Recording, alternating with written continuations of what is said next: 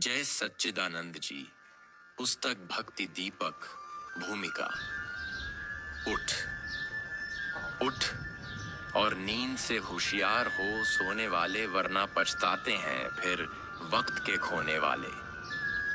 मनुष्य जन्म बड़ी दुर्लभ वस्तु है।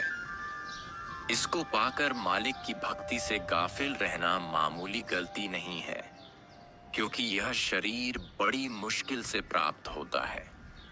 जीव लाखों योनियों के अंदर फिरता है, करोड़ों वर्ष संसार सागर में घोते खाता फिरता है, बेशुमार टेढ़ी योनियों में टक्करें मारता है और परेशान फिरा करता है।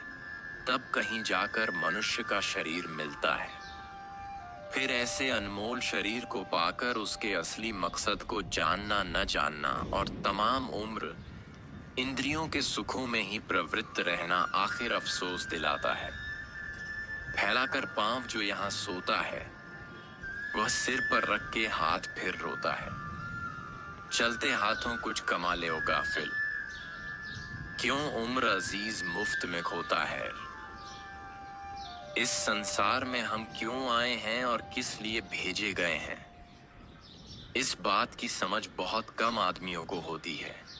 यहाँ हमारे जन्म पाने में ईश्वर का कोई खास भेद है। कुदरत के कारखाने में कोई काम भी बगैर मतलब के नहीं हुआ करता। हर काम में मालिक की कोई न कोई गरज छुपी होती है। मनुष्य जन्म बाकी कुल योनियों से क्यों विशेष है? इसमें जीव रूहानी तरक्की कर सकता है, वरना शारीरिक जरूरतें तो दूसरी योनियों में भी पूरी हो सकती हैं। इसके सिवाय बाकी जितनी योनियां और जितने भी लोग हैं, वे सब भोग भूमि हैं। वहां पर जीव अपने किए कर्मों का फल भोगता है। कर्म भूमि केवल यही दुनिया और यही एक शरीर है। इसमें अगर चाहे तो वह मालिक की प्राप्ति का यत्न कर सकता है।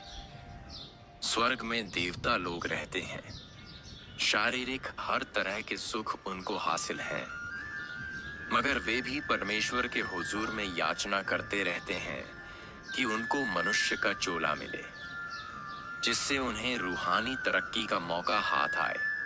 इसलिए यह चोला केवल शारीरिक सुखों के लिए ही नहीं मिला, बल्कि मालिक ने अपनी खास दया से हमको परलोक की दुरुस्ती के लिए मौका दिया है।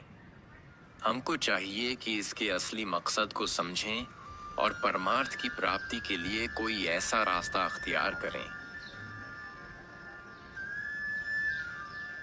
जिस पर चलते हुए हम जन्म मरण की उलझन से आजाद होकर इसी जन्म में मोक्ष के दरवाजे तक जा पहुंचे। दुनिया में हम आए थे कि कुछ काम करें, फिक्र परलोक का कुछ सरंजाम करें, मगर न इधर ही कुछ ध्यान दिया। करना तो था नफा, मगर नुकसान किया। इस पुस्तक में यह बताया गया है कि यह जीव संसार में क्यों कर फंसता है और कैसे छूट सकता है।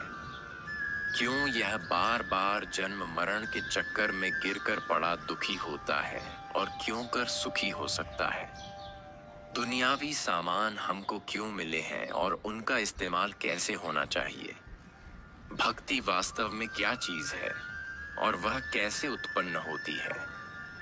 संत किसे कहते हैं और उनके इस संसार में आने की गरज क्या है।